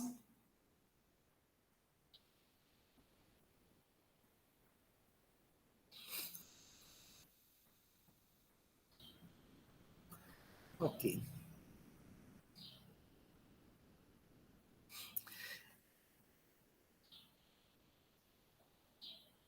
Então, observa que essa noção de dicotomia, né, que a gente acabou de colocar, se tiver alguma questão, você expõe, senão a gente passa à frente, né, nas colocações. Agora, de acordo com o que nós estamos trabalhando, a pergunta que se põe é se a escola, né, é um aparelho ideológico do Estado para controlar as novas gerações ou não. Será que a escola é um aparelho ideológico do Estado para controlar as novas gerações? Então, aqui eu vou tentar fazer uma articulação entre Adorno, Althusser e Durkheim, né, como nós já estamos tentando aqui fazer desde o encontro passado. Apesar dos bens culturais estarem ao alcance das massas, como nós colocamos anteriormente, eles chegam distorcidos, forjados pela indústria cultural, de acordo com a minha fala agora na resposta que foi a pergunta do Jacinto. Ao se utilizar da escola, por exemplo, para promover a instrução como condição de acesso ao modo de produção capitalista, enquanto instância da sociedade que se faz presente na vida das crianças e jovens, dias após dias, como dizia Althusser, em sua obra Ideologia e Aparelho Ideológico do Estado, que é essa obra de 1971. A escola é a instituição social controlada pelo Estado, que dispõe de uma carga horária aproximadamente de 8 horas diárias, durante 5 ou 6 dias por semana, presente na vida das crianças, na formação social capitalista. Então, observa, nós já trouxemos a ideia de que, com Durkheim, a educação, ela vai o quê? Vai transformar o indivíduo num ser social. Com Durkheim, com Lao Tse, esse indivíduo vai se tornar um ser social em que contexto? No contexto capitalista. Em outras palavras, ele vai renunciar a interesses meramente pessoais para poder defender os valores constituídos pela sociedade capitalista. Então, Lao Tse está criticando exatamente essa transformação. Você perde a condição de indivíduo para ser moldado pelos valores da sociedade capitalista. Portanto, você é um forte candidato para quê? É um forte candidato para se moldar a um projeto de exploração dos trabalhadores pelo dominante, pelo capitalista. Então, é essa a desconfiança, a denúncia que o Lao Tse está nos apresentando. Então, o processo formativo, Adorno, agora falando aqui, já trazendo o Adorno, o processo formativo, enquanto semiformação, se constitui como um mecanismo de controle usado pela sociedade para submeter os indivíduos ao seu domínio. A intervenção do Estado, agora eu vou tentar fazer a ponderação com Lao Tse e Durkheim, tá certo? A intervenção do Estado no processo formativo não é apenas para assegurar a educação para todas as crianças e jovens enquanto condição de acesso ao processo produtivo, mas é, sobretudo, e aqui eu vou trazer o Lao Tse, tá certo? Para manter, aliás, aqui é Durkheim, tá certo? Para manter a harmonia da sociedade, evitando que crenças particulares se desenvolvam nas pessoas no interior da sociedade. É fundamental, é função da educação assegurar a comunhão de ideias e sentimentos entre os indivíduos para preservar aquela harmonia, evitando conflitos entre as pessoas. Isso é Durkheim. O Estado passa a ser vigilante ao processo formativo para impedir a efetivação de uma educação antissocial. Aqui, no caso, é a sociedade capitalista, que possa comprometer a unidade entre os indivíduos e o coletivo social. A unidade se efetiva pelo ajuste do indivíduo ao todo social, como sendo um bem maior. E aí, observa que com essa concepção do Lao Tse, aliás, do Durkheim, entra agora a desconfiança de Lao Tse, né, que vai observar a formação controlada, sobretudo no espaço escolar, controlada pelo Estado a serviço do capitalista. Então, o que é que nós temos com Lao Tse?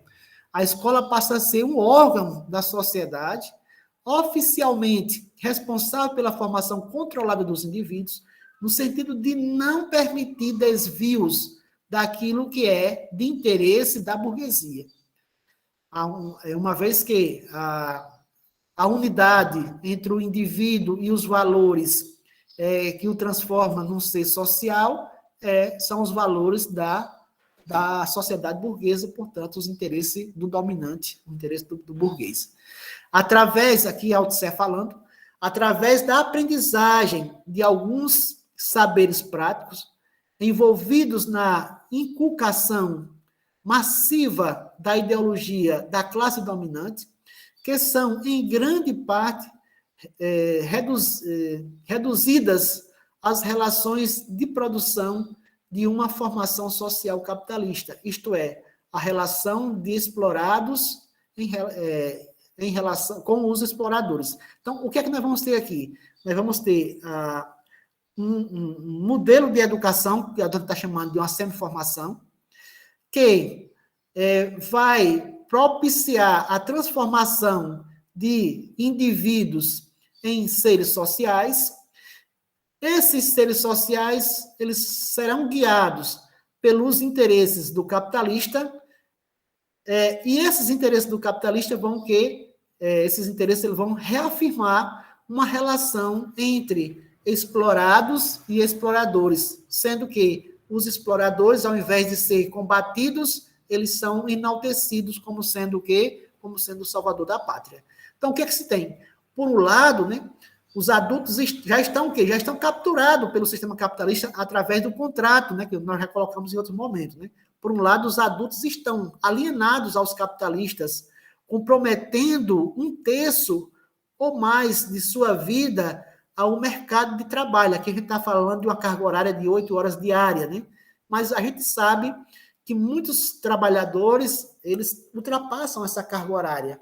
Por outro lado, os seus filhos, aqui vem a função da escola como sendo controlada pelo Estado, a formação controlada pelo Estado, os seus filhos são preparados pelo processo educacional com carga horária diária definida para ter o mesmo fim. Ou seja, a escola prepara as crianças e os jovens para o mercado de trabalho, para se comportarem como seus pais, como se comportam no processo, no processo de produção do capital, na relação entre explorado e explorador, para ter o mesmo fim. Nos dois casos, dentro dos limites daquelas cargas horárias, o sistema capitalista exerce o controle sobre as pessoas.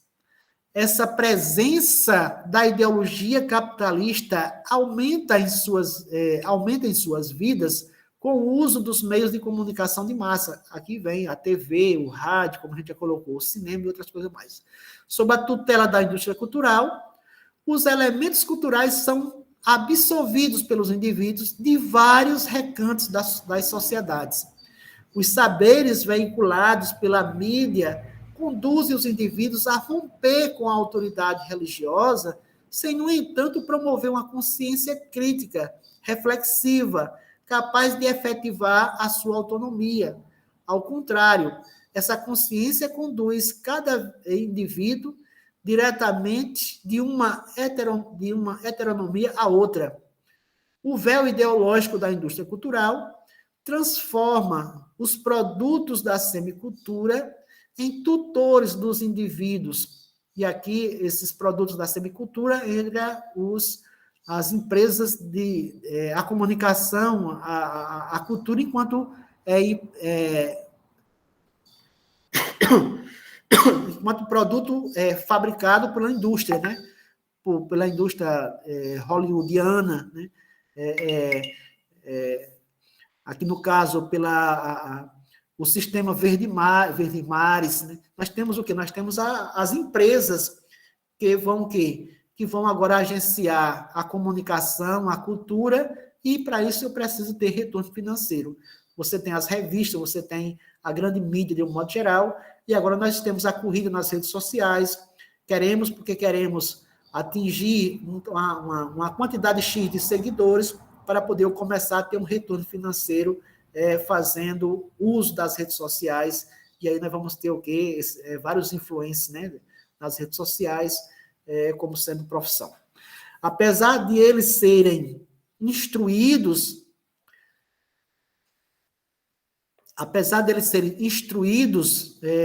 protegidos das influências das forças sobrenaturais, estão refém do poder simbólico veiculado. E esse poder simbólico aqui vai estar associado a todas as formas de ideologia que são veiculadas pelos meios de comunicação. Então, quais seriam, então, essas novas formas de heteronomias, como nós colocamos? Nós já trouxemos em outro momento, nós trouxemos o quê? A ciência como sendo aquela que vai ocupar, né, o lugar da divindade de outrora, né, vai dizer como é que os indivíduos devem se comportar no seio da sociedade. E quando essa ciência está associada ao uso das tecnologias, da técnica da tecnologia, a gente vai tirando cada vez mais das mãos do ser humano a capacidade de tomar decisões.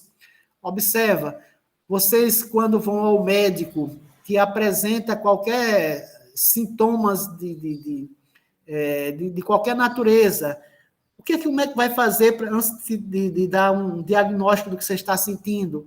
Vai passar uma bateria de exames. Você vai o quê? Vai passar por uma série de exames, as máquinas vão proceder para poder diagnosticar o que você tem, vai gerar ali, a partir das imagens, a partir do que foi capturado pelo leitor das máquinas, vai sair agora um laudo e o médico agora vai o quê?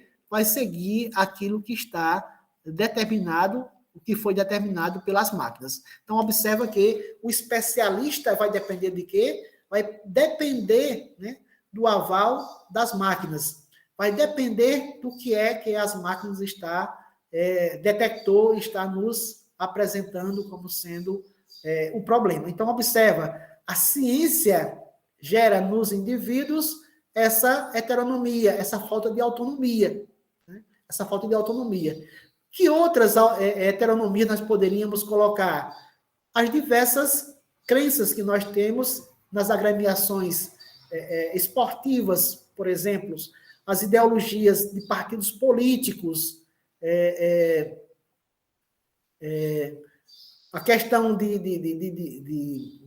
raças, de etnias, de crenças, são formas de heteronomias que ainda no século XXI assola a nossa capacidade de tomar decisões que, de uma certa forma, a gente está aqui colocando como sendo formas de heteronomias. Então, se a escola, se a educação tem a vocação para poder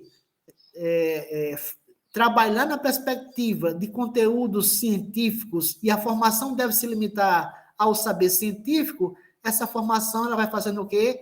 Vai nos tornando cada vez mais dependente de quê? Dependente de métodos científicos, de instrumentais tecnológicos para poder as minhas decisões serem tomadas como se fossem minhas, quando de fato as decisões elas são o quê? Elas são todas agenciadas pelos os instrumentais tecnológicos. Então, é uma forma da gente refletir. Com isso, eu não estou querendo dizer que a gente não vai utilizar, mas é preciso também a gente perceber, né, em que momento vai entrar o poder de decisão daquele que está olhando, né, os exames, está observando o que está posto ali nos exames. Então, também não podemos simplesmente nos contrapor a isto em nome de uma crença religiosa, em nome de uma ideologia fantasmagórica. É preciso que a gente também tenha todos os cuidados na hora de fazer se opor, né, fazer resistência ao que está posto.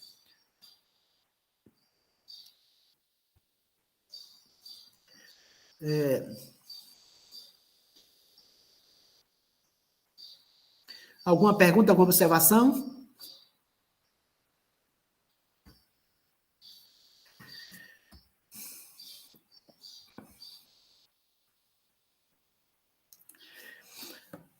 Dentro desse contexto, né, ainda há um outro agravante, que é a simplificação do saber.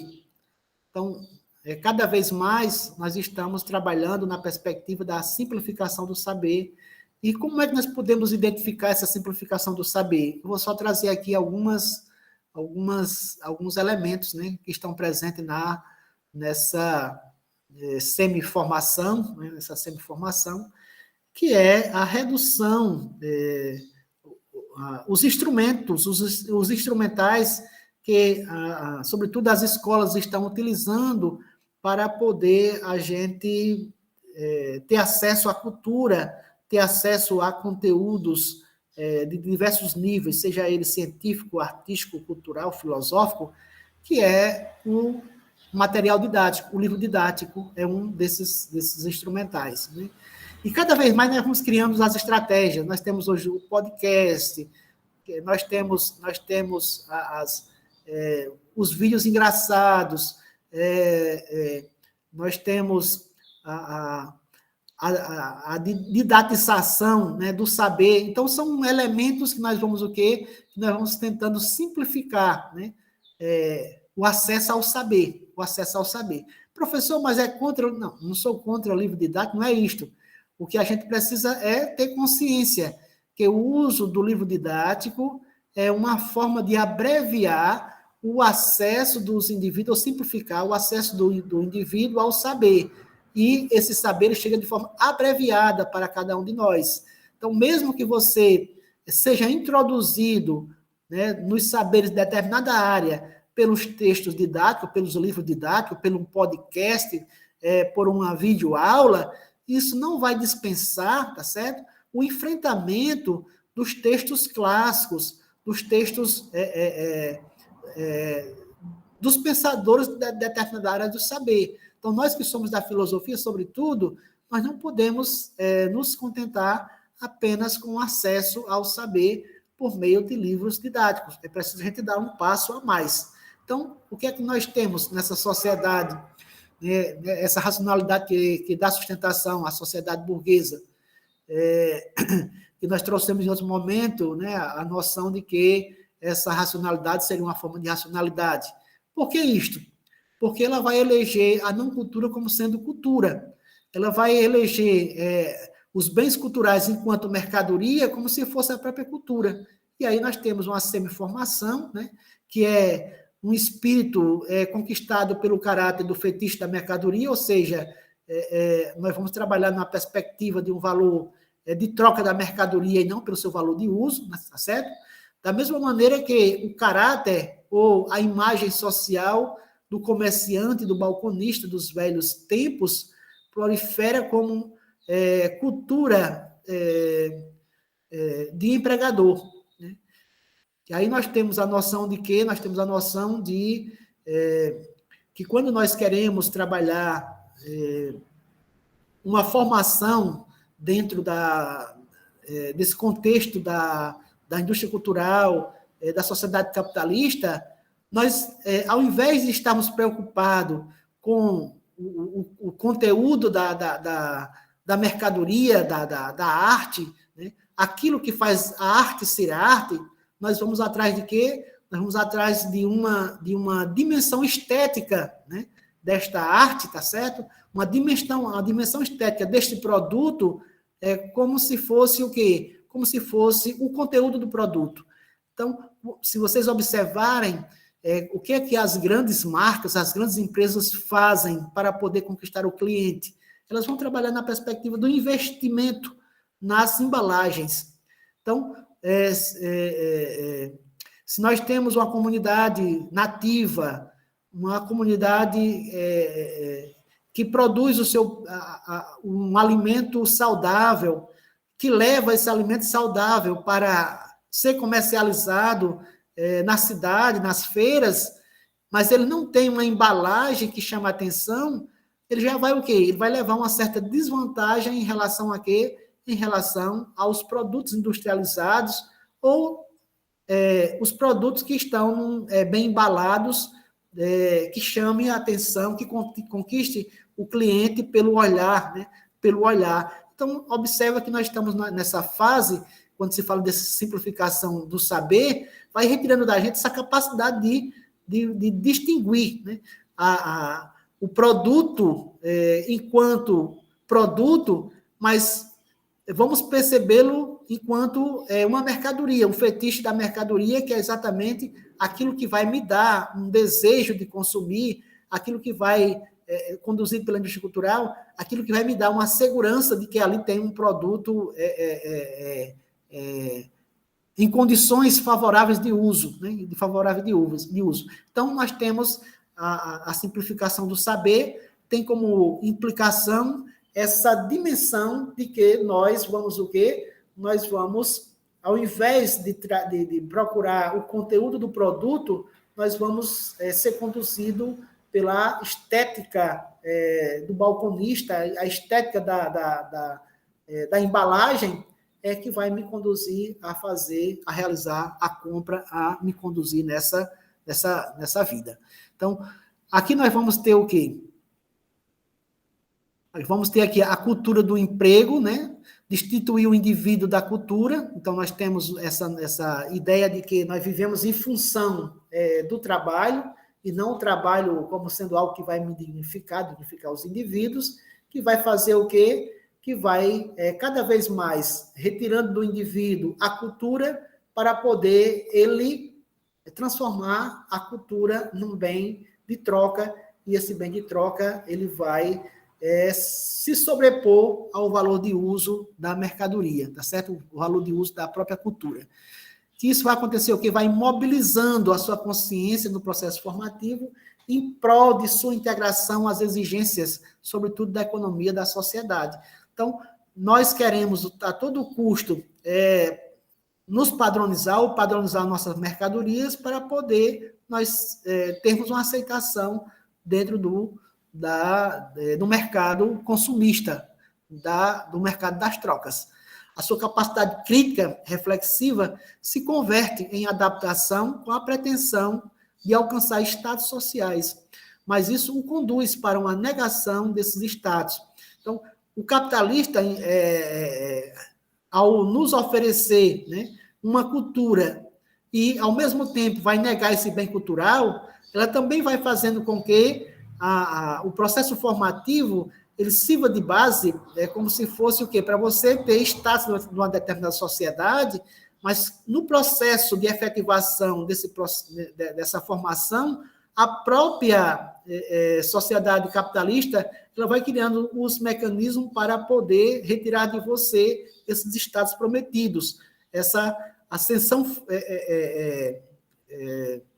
essa ascensão dentro da própria sociedade, ela não é efetivada. O que se tem é um acirramento da divisão de classes dentro dessa sociedade.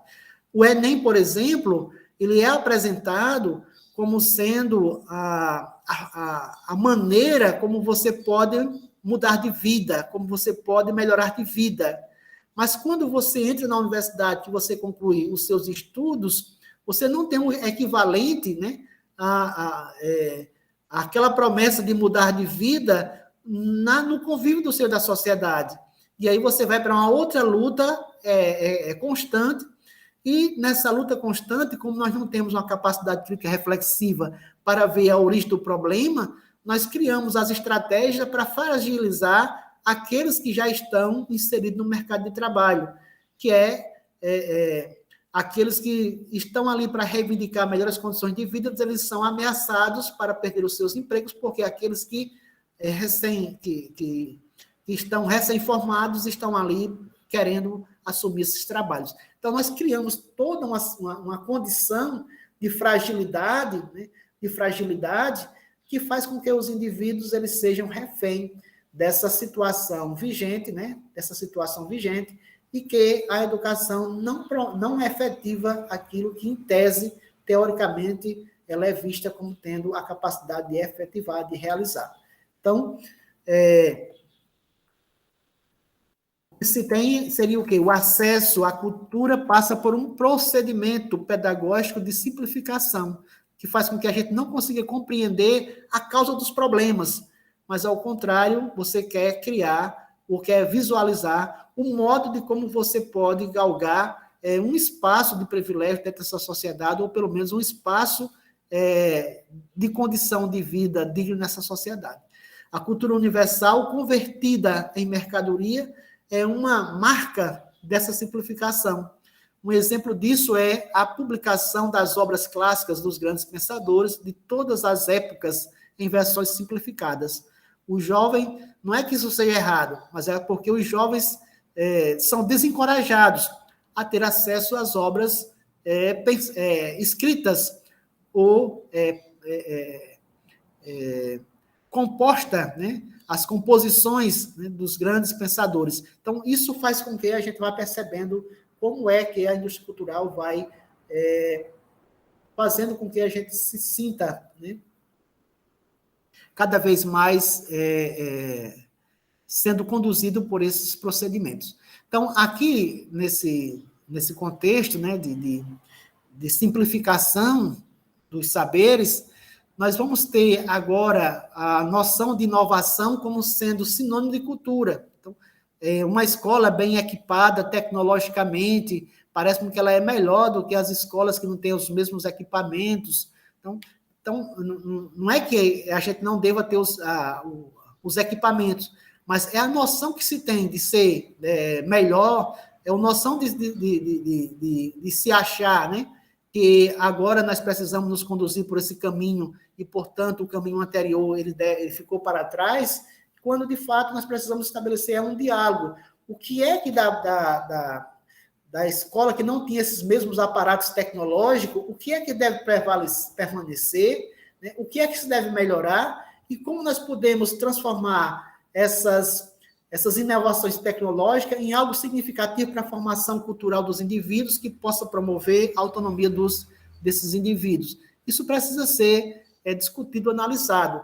E aí, com essa noção de simplificação, nós vamos trabalhar uma educação, uma formação que vai se efetivar pelo culto ao gênio como expressão de semi-formação. Só que esse gênio, né, é aquele que é capaz de tomar uma decisão diante de um problema pontual apresentado por uma empresa, apresentado por uma instituição, e aí você encontrou a solução. Então, hoje, nos dias de hoje, é esse gênio, né, que se procura, aquele que é capaz de tomar uma decisão de forma emergencial, de forma rápida, para um problema que é posto, e não mais com aquela formação que tem como preocupação a sua repercussão na vida, no seio da sociedade, mas apenas é algo muito mais comercial, muito mais empresarial, muito mais de resultados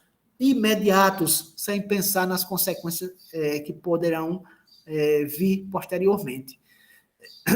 Então, com isso, né, a educação ela vai o quê? Ela vai cada vez mais se convertendo em reprodutora da sociedade. E aqui, mais uma vez, nós podemos trazer o Althusser, né, e tentando fazer essa articulação com o Adorno, né, com Adorno, eu diria o seguinte: nesse processo, educação, ciência e tecnologia se fundem para promover o esclarecimento em termos técnicos e científicos da consciência, mas conservando os condicionantes sociais da sociedade burguesa, de modo que, aqui eu cito Wolfgang Leomar, quanto mais a educação procura se fechar ao seu condicionamento social, tanto mais ela se converte em mera presa da situação social existente. É a situação do sonho de uma humanidade que torna o mundo humano, sonho que o próprio mundo sufoca com obstinação na humanidade. O desenvolvimento da sociedade a partir da ilustração, em que cabe importante papel à educação e formação cultural, conduziu inexoravelmente à barbárie. E aqui nós temos o quê? Temos, com o advento do iluminismo, as grandes guerras do século XX, os campos de extermínios e outras coisas mais. A bomba atômica lançada em Hiroshima, Nagasaki e outras coisas mais. Então, essa barbárie, tá certo, se instaura no processo formativo dos indivíduos na sociedade capitalista pelas exigências impostas pelo sistema produtivo que conduzem as crianças e jovens para as escolas sob a proteção do Estado para ter uma formação cultural, semiformação, que atenda às demandas, por um lado, econômica, produtiva do sistema capitalista e, por outro lado, a um padrão de comportamento que conserva a estrutura de desigualdade e de exploração da sociedade burguesa, a reprodução da sociedade vigente. Então, Althusser, aqui é Althusser falando, o que é que nós temos? Nós temos a educação agenciada pela indústria cultural por dois mecanismos, por duas dimensões. O primeiro dele, pela aquisição do saber científico, tecnológico, potencializa a produtividade no sistema capitalista, a economia, e, por outro lado, cria-se as condições para que o comportamento desses indivíduos, eles não ameacem em nenhum momento os status quo da sociedade vigente, portanto, ela se torna inoperante para mudar a condição de exploração e de desigualdade social e a violência instaurada no seio dessa sociedade. Pessoal, para hoje era isso que eu queria trazer para vocês. Se tiver alguma pergunta, por gentileza, põe aqui, né, ou abra o seu microfone e coloque a questão. Se não, agradeço a paciência, a participação de vocês no encontro de hoje. Obrigado.